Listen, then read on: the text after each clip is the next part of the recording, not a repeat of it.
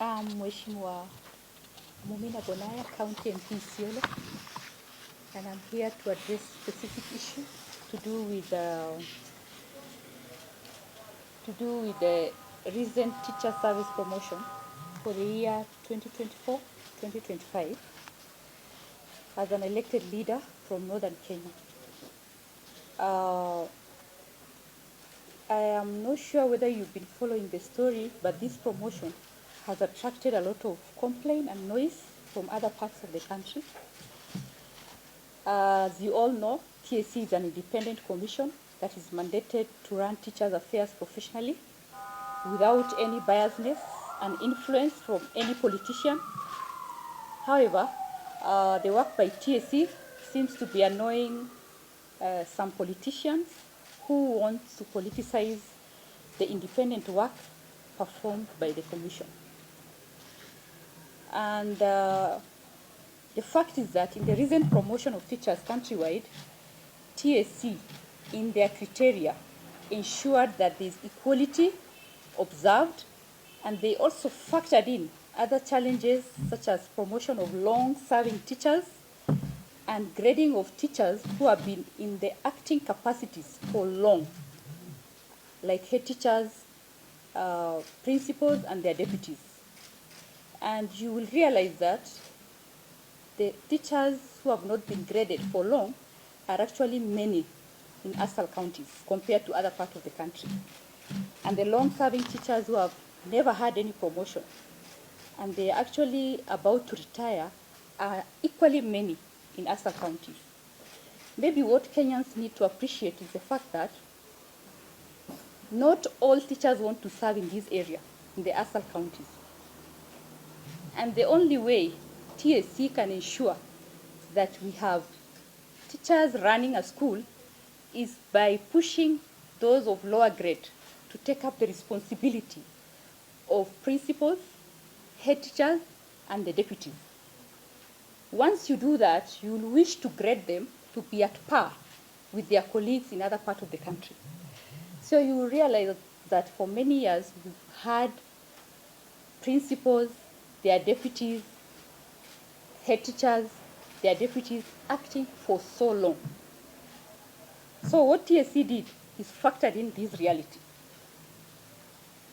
Over and above that, they also factored in the fact that teachers serving in those hardship areas need to be motivated.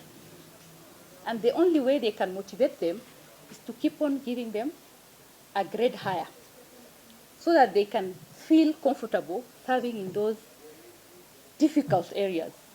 Because nobody will appreciate how difficult it is serving in some part of this country.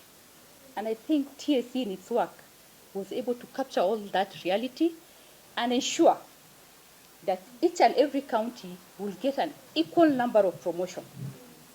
So if they've observed the principle of equality, you will wonder where the noise is coming from and why people are making noise about that.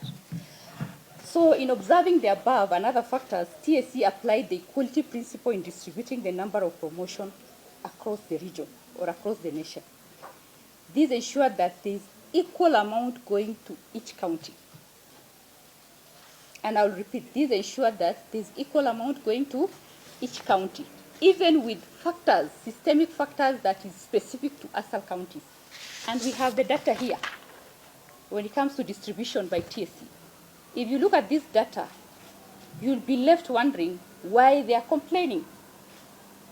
If you follow up the story, the complaint is that why are Asal counties getting the same as other part of the country? So for me, this is shocking. It is absurd, and I find it selfish, especially coming from a committee of parliament that is mandated to undertake oversight and ensure that there is fairness, there is equity, and there is equality in how our education sector is managed. And as an elected leader, I want to ask this watchdog committee to stop doing what they are doing. Because what they are doing is basically to intimidate TSC to reverse the work that they did professionally. And I have a set of questions to that committee. The first one is, TSC is an independent body. Why can't we let them perform their duties without intimidation or interference? My second question to this committee is, why should committee question or get annoyed with criteria used by TSC? That is the equality and fairness criteria. Why should it annoy them when we should be appreciating it? My third question to this committee is that why the committee is not appreciating the systemic challenges the ASALs are facing that TSC is looking at in carrying out these promotions.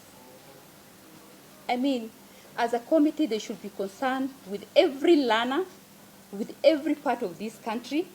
They should not be selfish and specific to a few areas they are serving. So my question to them, can they for once step back and appreciate the systemic challenges the ASAL counties are undergoing? Because every learner in this country has got a right to be treated the same.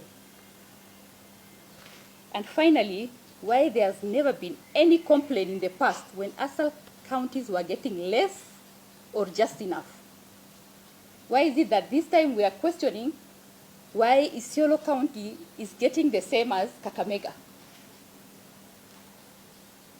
For me, that is a very selfish way of looking at our education sector, because every part of this country deserves to be treated fairly.